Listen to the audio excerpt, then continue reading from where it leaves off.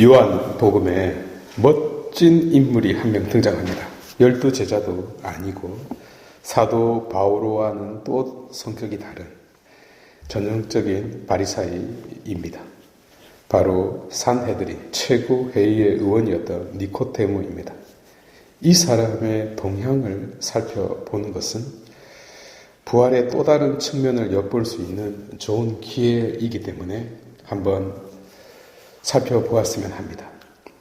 그는 요한복음에 처음, 그리고 한 중간, 그리고 마지막 딱 3번 등장합니다. 무대에 3번 올라왔는데 올라올 때마다 말없는 변화가 있다고나 할까요? 아니면 시면에 보이지 않는 더 깊은 변화가 일어났던 그런 조연이라고 할 수 있겠습니다. 첫 대면은 오늘 우리가 들었듯이 요한복음 3장 1절에서 21절까지의 내용입니다. 밤에 찾아왔어요. 그러니까 다른 사람의 이렇게 눈치를 보고 있는 데다가 자기가 만나는 사람이 그리고 자기하고 조금 성향이 다르다는 그런 대전제가 깔려있죠. 여하튼 눈치를 보고 조심스럽게 아무도 보지 않는 곳에서 시간에 만납니다. 새로 태어나야 한다는 예수님의 말씀에 이미 다 큰 어른이 어떻게 엄마 뱃속으로 다시 들어갈 수 있겠습니까? 라고 대질문하죠. 통상 농담할 줄 모르는 사람, 조크를 다큐로 받아들이는 그런 좀 앞뒤가 좀 꽉 막힌 사람이라고나 할까요? 그러나 아주 똑똑한 사람이고 훌륭한 사람입니다. 어쨌든 이런 사람은 재미가 없어요. 그래서 이스라엘의 스승이면서도 그런 것도 모르느냐고 예수님께 한 소리를 듣죠. 그러나 그는 구리뱀이 광야에서 높이 들어 올려져야 한다는 예수님의 말씀을 가슴에 새기게 됩니다. 이후 만남은 없었는데요.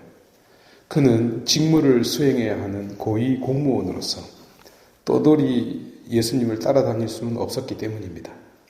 그렇지만 풍문으로 들려오는 그분의 소식은 아마 종종 들었을 것입니다. 그러다 요한복음 7장 45절에서 52절 곧 산헤드린에서 예수님의 휴대폰을 도청하고 그분의 동선에 CIA, 모사드, KGB 전부 다 붙여서 일거수일투족을 이렇게 감시하게 했거든요. 그래서 결국 예수를 위험 인물로 간주하고 저자를 제거해야 되겠다는 회의를 하는 그 시간에 니코데모가 예수님을 변호합니다. 아마 그 중간에 많은 내면적 변화가 일어났을 거라고 여겨집니다.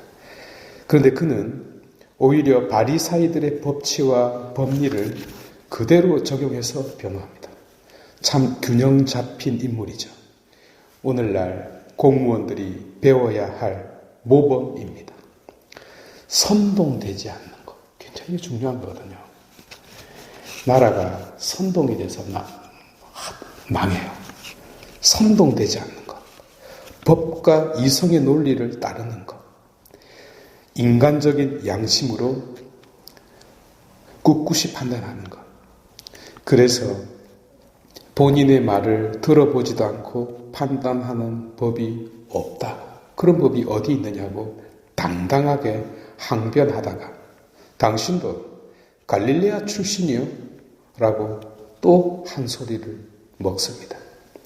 마지막으로 요한복음 19장 38절에서 42절에 다시 등장합니다. 이미 예수님은 죽은 다음이고요.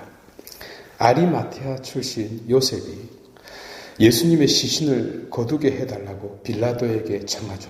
왜냐하면 그 또한 예수님의 제자였는데 그 사실을 숨기고 있었거든요.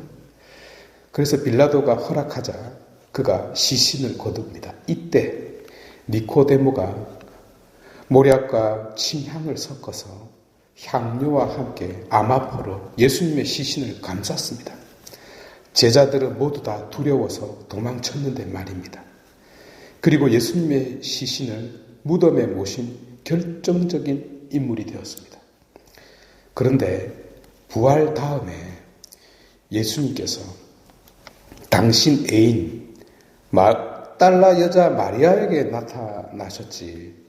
당신 시신을 거두고 장사 지낸 니코데모에게는 발현하지 않았습니다. 결국 예수님도 남자일까요? 하여간 남자들은, 사목자들은 다 싸가지가 없어요. 어쨌든 니코데모의 내면적 변화를 보시기 바랍니다.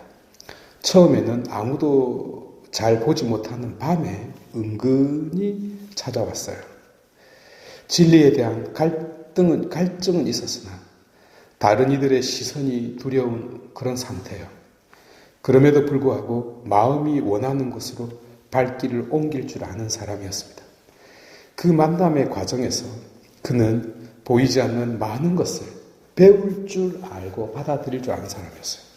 이제 점점점 당당해지기 시작합니다.